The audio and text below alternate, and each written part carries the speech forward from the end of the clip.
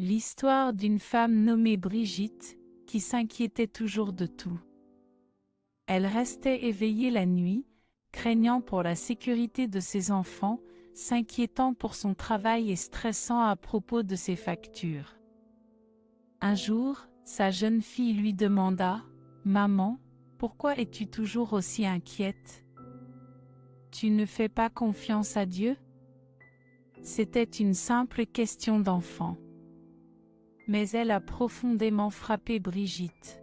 Alors mes amis, laissez-moi vous poser 2 questions. Vous êtes-vous déjà retrouvé coincé dans un cycle d'inquiétude, comme Brigitte?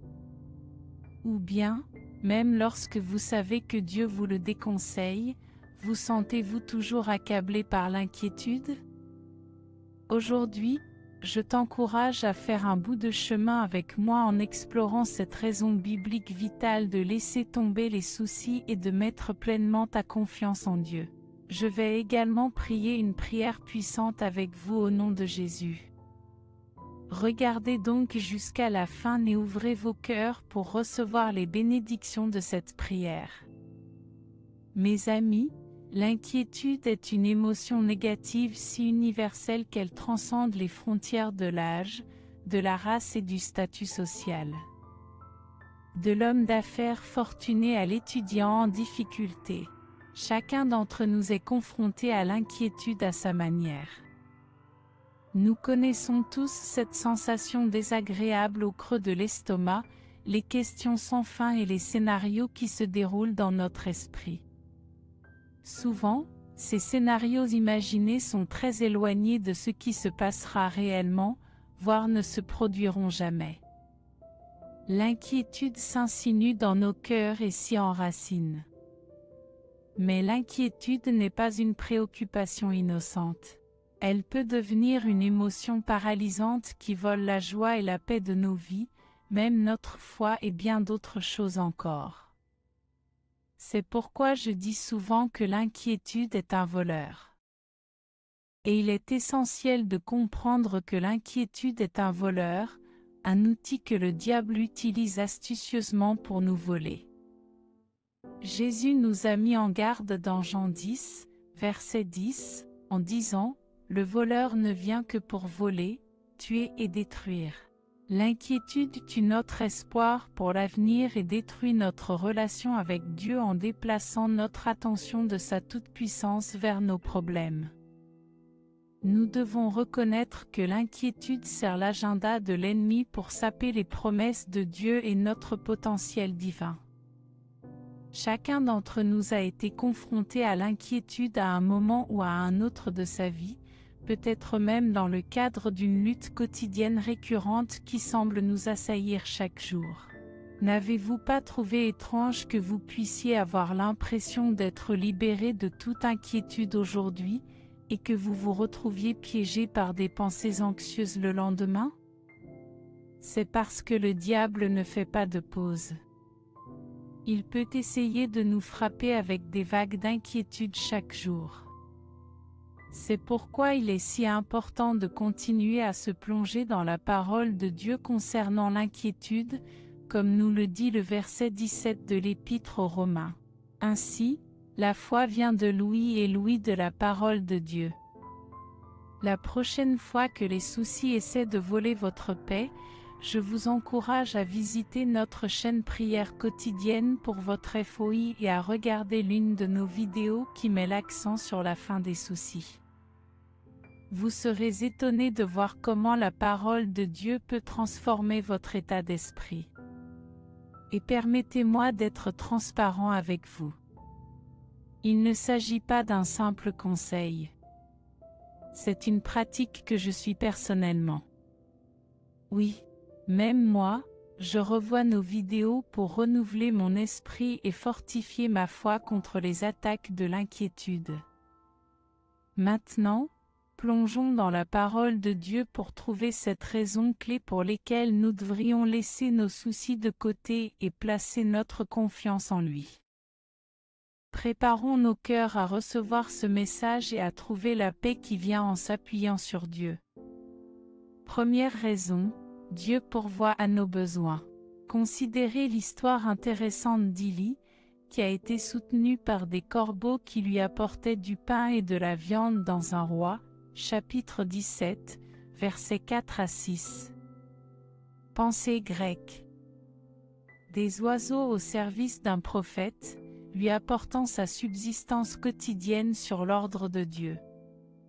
Et pas n'importe quel oiseau, mais des corbeaux, qui sont considérés comme des oiseaux impurs selon les lois alimentaires juives. La beauté de cette histoire réside dans sa description vivante de la manière dont Dieu peut utiliser les moyens les plus improbables pour subvenir à nos besoins. Mes amis, rappelons-nous que, si nous attendons que des miracles se produisent de la manière la plus conventionnelle, n'oublions pas que notre Dieu peut parfois nous bénir de manière non conventionnelle. Le chapitre 4 du livre des Philippiens, au verset 19, nous l'assure. « Et mon Dieu pourvoira à tous vos besoins, selon sa richesse en gloire, par le Christ Jésus. » Remarquez le mot « tout ».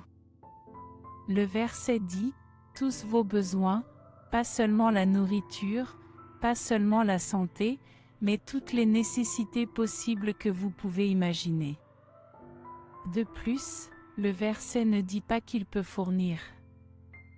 Il dit qu'il le fera. Ce verset exprime une certitude, une promesse à laquelle vous pouvez vous accrocher. Mais la provision de Dieu n'est pas seulement matérielle. Combien d'entre vous s'inquiètent de la douleur émotionnelle, de la solitude, de l'absence de but? Dieu pourvoit également à ses besoins. Ce n'est pas pour rien que son Saint-Esprit est appelé le Consolateur, mes amis. Lorsque nous mettons notre confiance dans la provision de Dieu, c'est comme si une porte s'ouvrait pour qu'il puisse travailler dans tous les domaines de notre vie. Alors pourquoi nous inquiétons-nous? Parfois, nous ne nous en rendons pas compte. Mais l'inquiétude vient d'un manque de confiance ou de compréhension de la bonté aimante de Dieu et de sa capacité à pourvoir aux besoins. Si vous traversez des difficultés financières, des problèmes relationnels ou des problèmes de santé, considérez ceci. Ces mêmes défis pourraient être vos plus grandes opportunités de témoigner de la puissance transformatrice de Dieu dans votre vie. Dieu utilise souvent ce que nous considérons comme des obstacles, comme les étapes mêmes sur lesquelles il accomplit ses miracles. Ainsi, au lieu de considérer vos difficultés actuelles comme des revers, commencez à les voir comme des occasions pour la gloire de Dieu de se déployer dans votre vie. Lorsque vous faites cela, vous ne vous contentez pas d'espérer un changement. Vous vous appuyez sur la promesse d'une intervention divine. Souvenez-vous toujours de ceci. Vos épreuves ne sont pas une surprise pour Dieu. Il a un plan et des dispositions à prendre. Le changement est déjà en route. Raison numéro 2. Dieu sait ce dont vous avez besoin avant que vous ne le demandiez. L'histoire de Daniel, qui a pu révéler le rêve de Nebuchadnezzar avant même de lui demander quel était ce rêve, est remarquable. Ce récit, qui se trouve dans Daniel, chapitre 2, versets 19 à 23, démontre que Dieu n'est pas seulement réactif, il est proactif. Il sait ce dont nous avons besoin, avant même que nous le disions. Imaginez le réconfort et l'assurance que Daniel a dû ressentir en réalisant que le Dieu qu'il sert est si intimement impliqué dans les détails de sa vie.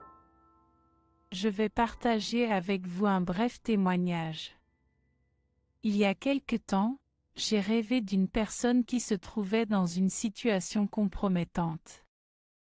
Lorsque je me suis approché d'eux et que je leur ai décrit ce que j'avais vu, ils ont d'abord nié. Pourtant, pour des raisons que j'ignore, ils sont revenus plus tard pour confirmer que le rêve était bel et bien vrai. Ils ont même suggéré que je devais avoir une sorte d'intuition divine pour avoir vu une telle chose. Et en effet, ils avaient raison. Il s'agissait vraiment d'une révélation divine. Il n'y avait tout simplement pas d'autre moyen pour que j'aie une vision aussi précise de la situation. Tout comme Daniel a reçu la capacité d'interpréter le rêve du roi par révélation divine, Dieu nous parle encore aujourd'hui, nous révélant des choses que nous ne saurions pas autrement. Tout comme il l'a fait avec Daniel, Dieu continue à nous guider et à nous révéler des secrets. Cela souligne que sa nature et ses voies sont immuables. Mes amis, il est donc crucial de toujours se rappeler que Dieu est omniscient. Il sait tout ce qu'il y a à savoir. Avant même que nous lui soumettions nos préoccupations et nos désirs, il sait déjà ce qu'il y a dans nos cœurs et ce dont nous avons besoin. Cette vérité réconfortante nous rappelle que nous sommes toujours vus, toujours connus et jamais seuls, lorsque nous plaçons notre confiance en lui. Le verset 8 du chapitre 6 de Matthieu nous éclaire, « Car votre Père connaît les choses dont vous avez besoin avant que vous ne les lui demandiez. » Laissez cette vérité pénétrer dans vos cœurs, mes chers amis, avant de perdre le sommeil à cause de ce problème. Souvenez-vous que Dieu le connaît déjà, avant de prononcer cette prière désespérée, souvenez-vous que Dieu est déjà à l'œuvre en votre faveur. Écoutez bien ceci. Le fait de savoir que Dieu est au courant de nos besoins ne nous dispense pas de prier ou d'agir. Rappelez-vous que la prière aligne nos cœurs sur la volonté de Dieu. Par la prière, nous reconnaissons nos limites et nous nous en remettons à la sagesse suprême de Dieu. Le but de la prière n'est pas d'informer Dieu de nos besoins, mais de nous préparer à recevoir ce qu'il est déjà prêt à donner. Cette compréhension devrait également nous rappeler que s'inquiéter est essentiellement un exercice futile. Cela n'a pas de sens. Si Dieu, le Créateur de l'univers, connaît déjà nos besoins et a le pouvoir d'y répondre, à quoi sert l'inquiétude? Je vais vous le dire. Elle ne sert qu'à nous épuiser physiquement, émotionnellement et spirituellement. Elle nous prive de notre paix, de notre joie et de notre foi, de la joie et de la foi. Troisième raison, s'inquiéter ne changera rien aux résultats. Mes amis, n'oublions pas les paroles émouvantes de Mardochée à Esther dans Esther chapitre 4 verset 14. Il dit, « Car si tu gardes le silence en ce moment, le soulagement et la délivrance surgiront pour les Juifs d'un autre lieu. » Le message de Mardochée à Esther et à nous tous est clair. Les plans de Dieu s'accompliront, que vous vous en préoccupiez ou non. Combien de fois vous êtes-vous trouvé dans une situation où vous aviez l'impression que vous ne pouviez que vous inquiéter? Rappelez-vous le chapitre 1, verset 5, de Jacques, qui dit « Si quelqu'un d'entre vous manque de sagesse, qu'il la demande à Dieu, qui donne à tous libéralement et sans reproche, et elle lui sera donnée, au lieu de s'inquiéter. » Utilisons cette énergie pour rechercher la sagesse auprès de celui qui la donne gratuitement. Par ailleurs, l'inquiétude provient souvent de notre désir de contrôler les situations. Nous nous inquiétons parce que nous avons peur de l'inconnu, alors que l'inconnu est le territoire de Dieu. Il nous a précédés dans chacun de nos lendemains, aplanissant le chemin, préparant la voie. Lorsque nous comprenons vraiment cela, l'inquiétude n'a plus de place dans notre cœur. En outre, comprenez que l'inquiétude ne vous affecte pas seulement vous, mais aussi ceux qui vous entourent. Elle nuit à la qualité de vos interactions et de vos relations. Au lieu de contaminer les autres avec des soucis, contaminez-les avec votre foi, votre espoir et votre amour. Laissez-les voir à quel point vous êtes fort, enraciné dans votre foi en Dieu. Raison numéro 4. Dieu a le contrôle, même lorsque vous ne l'avez pas. Jonas, un prophète, a essayé de fuir Dieu et s'est retrouvé dans le ventre d'un poisson, comme le décrit Jonas, chapitre 2, versets 1 à 10. Mais même là, c'est Dieu qui avait le contrôle. Mes amis, n'est-ce pas là que l'inquiétude nous fait souvent tomber?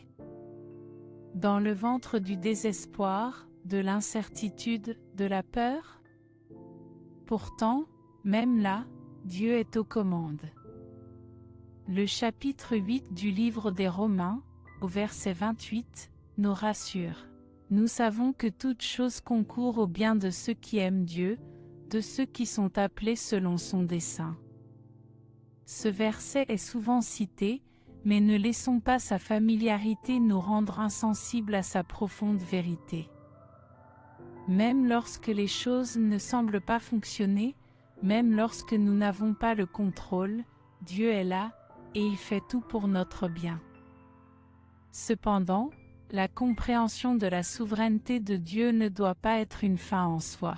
Comprendre la souveraineté de Dieu ne doit pas nous donner l'impression que tout est déjà prédéterminé et hors de notre contrôle. Elle doit nous inciter à agir avec foi. Sachant que nos actions sont associées à la volonté de Dieu, lorsque nous avons l'impression que les choses sont hors de contrôle, c'est généralement un indicateur que nous essayons de porter des fardeaux qui sont trop lourds pour nous, mais qui conviennent tout à fait à Dieu. Considérons également ceci. L'inquiétude est essentiellement un manque de confiance dans la souveraineté et la bonté de Dieu. Lorsque nous nous inquiétons, nous disons, « Dieu, je ne pense pas que tu puisses gérer cela. » Mes chers amis, non seulement il peut y faire face, mais il peut aussi faire beaucoup plus que ce que nous pouvons demander ou penser. L'Écriture dit dans Éphésiens 3, verset 20. Maintenant, à celui qui peut faire infiniment plus que tout ce que nous demandons ou pensons, selon la puissance qui agit en nous. Pensez au moment de votre vie où vous avez reçu des bénédictions dépassant de loin votre imagination ou vos prières. Ce n'était pas une coïncidence. C'était Dieu qui agissait d'une manière que vous n'auriez même pas pu demander ou à laquelle vous n'auriez même pas pu penser. Notre Dieu est vraiment étonnant. Nous devons simplement continuer à lui faire confiance. 5e raison, votre foi est renforcée par les épreuves. L'histoire de Job illustre l'essence de la souffrance humaine et le triomphe de la foi. Bien qu'il ait presque tout perdu, Job s'est accroché à sa foi. Nous le voyons dans Job, chapitre 23, verset 10, « Mais il connaît le chemin que je prends quand il m'a mis à l'épreuve. Je ressortirai comme de l'or. » Mes amis, savez-vous pourquoi l'or a une telle valeur? Ce qui rend l'or si précieux et si estimé. Tout d'abord, il est relativement rare, ce qui le rend plus difficile à obtenir et augmente donc sa valeur. Il possède des propriétés uniques, notamment sa résistance à la ternissure et à la corrosion, ce qui le rend très recherché pour un large éventail d'utilisations. Une autre raison est que l'or a été testé et raffiné par le feu. Il est soumis à un processus de purification rigoureux, soumis à une chaleur et à une pression extrême, afin d'éliminer toutes les impuretés et de révéler son véritable éclat. Pierre reprend ce sentiment dans une Pierre, chapitre 1, versets 6 à 7, « Vous en tirez une grande joie, même si ce n'est que pour un peu de temps. Au besoin, vous avez été affligés par diverses épreuves, afin que l'authenticité de votre foi, beaucoup plus précieuse que l'or périssable, quoiqu'elle soit éprouvée par le feu, soit trouvée à louer. Elle sera honorée et glorifiée lors de la révélation de Jésus-Christ. » Ainsi, tout comme l'or acquiert sa valeur par le processus d'affinage du feu, qui le rend pur et précieux, Notre foi aussi est testée et affinée par les épreuves que nous affrontons, prouvant qu'elle est encore plus précieuse que l'or, lorsqu'elle nous conduit à une compréhension et à une révélation plus profonde de Jésus-Christ. De plus, chaque défi auquel nous sommes confrontés est l'occasion de témoigner du pouvoir de transformation de la foi. Lorsque les autres voient comment nous gérons les épreuves sans céder à l'inquiétude, ils témoignent de l'amour immuable de Dieu et de la force de résistance qu'il instille en nous. Considérons que les épreuves auxquelles nous sommes confrontés ne sont pas de simples obstacles. Elles sont souvent le chemin lui-même.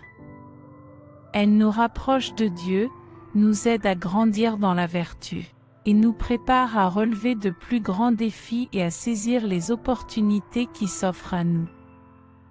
Nos épreuves sont un feu d'affinage, et lorsque nous les traversons, nous n'en sortons pas seulement comme des survivants, mais comme des individus plus complets et remplis de foi.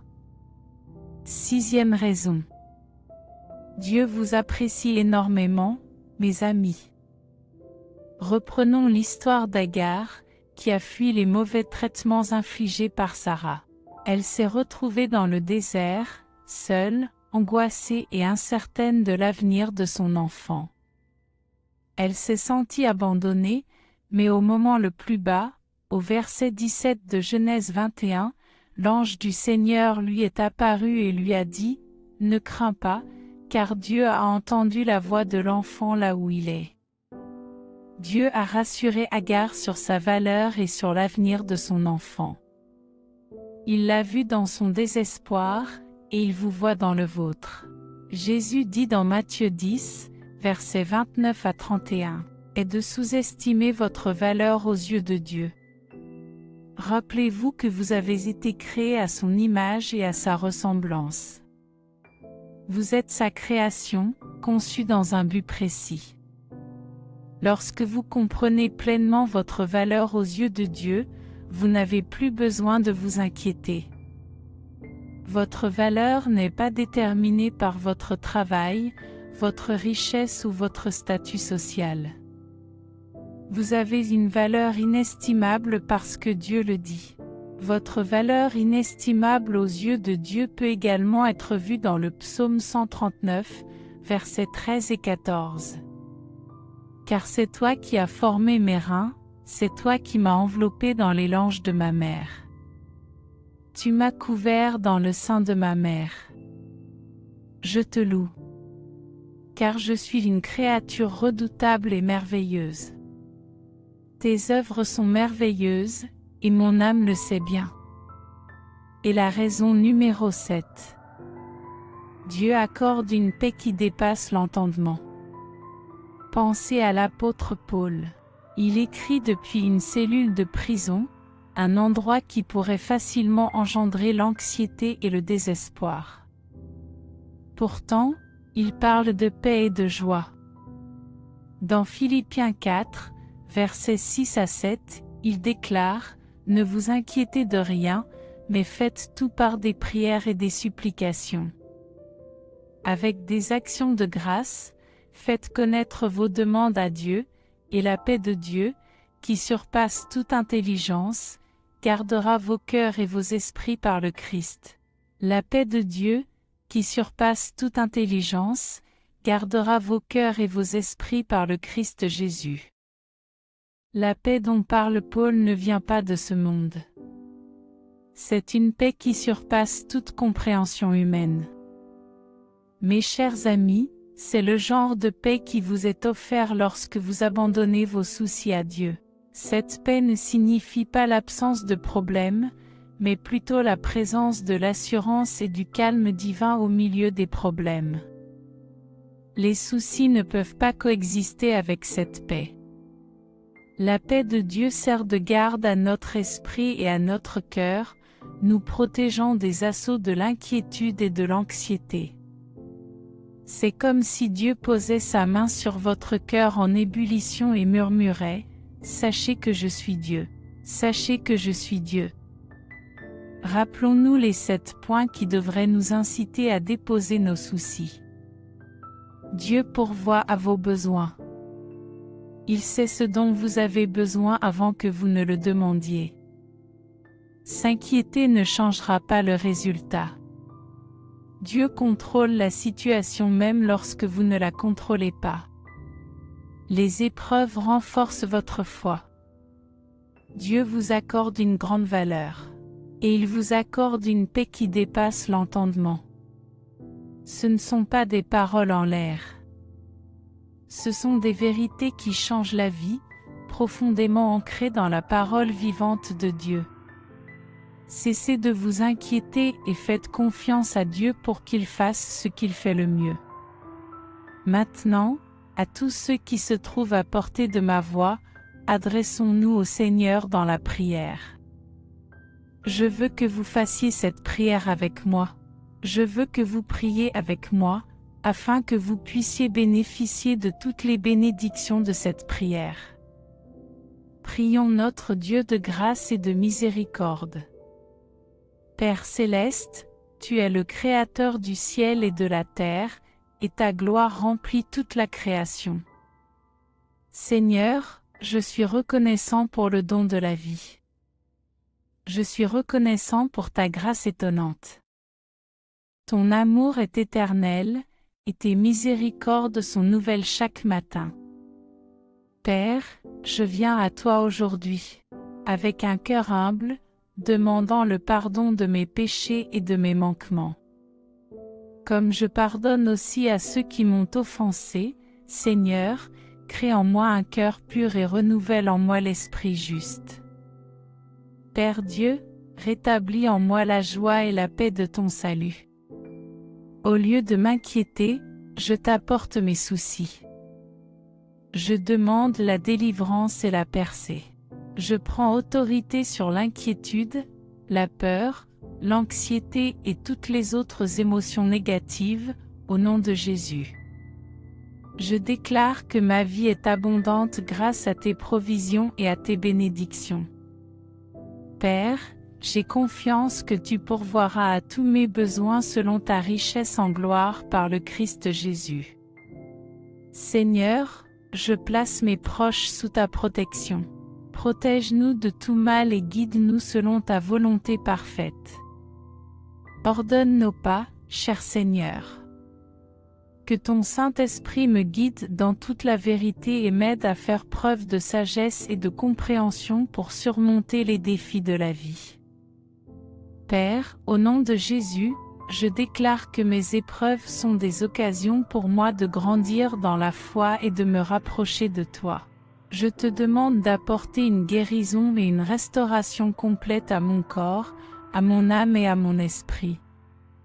Protège-moi de toutes les formes de mal, de toutes les puissances des ténèbres et éloigne-moi de toutes les tentations. Père miséricordieux, alors que je prononce cette prière, avec tous ceux qui m'écoutent, je te remercie pour chaque cœur qui s'humilie devant toi en ce moment. Je te remercie pour tous les cœurs qui, en ce moment, sont humiliés devant toi, accablés par l'inquiétude et la peur. Que ton Esprit Saint nous accorde la paix qui remplira nos cœurs et nos esprits. Père, nous déclarons que nous sommes faits avec crainte et merveille, et que nous avons de la valeur à tes yeux. Pour ceux d'entre nous qui sont accablés par les difficultés et les épreuves, Seigneur, je demande que ta force renouvelle nos esprits, et que ta sagesse et ta parole guident nos pas, guideront nos pas. Nous déclarons la victoire sur les soucis. Au nom puissant de Jésus, nous ne serons plus captifs des pensées anxieuses, du stress ou de la peur du lendemain. Notre confiance est dans le Seigneur, le Créateur du ciel et de la terre. Et dans ses promesses, nous trouvons notre paix, la paix qui surpasse toute compréhension. Au nom de Jésus, nous déclarons que l'inquiétude n'a pas sa place dans nos vies, car nous sommes plus que vainqueurs par le Christ, qui nous fortifie. Seigneur, je te demande de donner à tes anges la charge de nous garder dans toutes nos voies, au nom de Jésus. Nous déclarons qu'aucune arme formée contre nous ne prospérera, que 1000 hommes tomberont à nos côtés et 10 000 à notre droite, mais qu'aucun mal ne nous atteindra. Nous déclarons que ceux qui sont avec nous sont plus nombreux que ceux qui sont contre nous. Tu es notre refuge et notre force, Seigneur. C'est de toi que vient notre secours. Nous revendiquons la victoire finale, au nom puissant de Jésus. Merci, Seigneur, d'avoir entendu et répondu à ma prière. Au nom puissant de Jésus, je te prie, Amen. Si vous avez été béni par ce message, tapez le mot Amen dans la section commentaires ci-dessous. Je déclare que toutes les bénédictions de cette prière sont maintenant sur vous. Au nom de Jésus, vous pouvez nous aider à atteindre plus de personnes et à répandre l'Évangile. Vous pouvez le faire en partageant la vidéo avec un ami ou un membre de votre famille qui a besoin de la bénédiction de cette prière, et en cliquant sur le bouton « J'aime ». N'oubliez pas non plus de vous abonner à la chaîne pour plus de vidéos qui béniront votre cœur et qui élèveront votre esprit. Nous apprécions tous ceux qui nous soutiennent. Vous êtes bénis d'être une bénédiction. Maintenant, pour ceux qui écoutent et qui veulent accepter Jésus-Christ comme leur Seigneur et Sauveur, je vous exhorte à recevoir la grâce de Dieu avec un cœur ouvert et repentant. Commencez là où vous êtes. Votre passé n'a pas d'importance. Jésus est venu chercher et sauver ceux qui sont perdus. Dieu vous aime. La volonté de Dieu n'est pas que quelqu'un périsse, mais que tous arrivent à la repentance. Dites cette simple prière de salut pour vous-même. Cher Seigneur Jésus, je sais que je suis un pécheur et je te demande pardon. Je crois que tu es mort pour mes péchés et que tu es ressuscité des morts. Je me détourne de mes péchés et je t'invite à entrer dans mon cœur et dans ma vie. Je veux te faire confiance et te suivre, comme mon Seigneur et mon Sauveur. Seigneur Jésus, entends ma prière. Je t'en prie. Merci, Seigneur, de m'avoir sauvé. Amen. Maintenant que vous avez fait cette prière, vous pouvez demander à un pasteur de vous baptiser dans une église locale et prendre cette décision. Le baptême public est un symbole de cette décision de suivre Jésus. Je vous encourage ensuite à être en communion avec d'autres croyants. Pour en savoir plus sur votre nouvelle vie et apprendre à mieux connaître Dieu, n'hésitez pas à laisser vos demandes de prière dans la section commentaires afin que nous puissions les présenter à Dieu pour votre bénédiction et votre victoire. Nous invitons également les autres croyants de la plateforme YouTube et du monde entier à se joindre à nous et à commencer à prier pour vous dès maintenant. Et nous voulons que vous sachiez que, même si vous ne voyez pas de réponse à votre demande de prière, cela ne signifie pas que nous n'avons pas prié pour vous. Soyez assurés que nous élevons activement vers Dieu chaque demande conforme à sa volonté. Nous croyons au pouvoir de la prière pour apporter réconfort, guérison et conseil en accord avec le plan parfait de Dieu.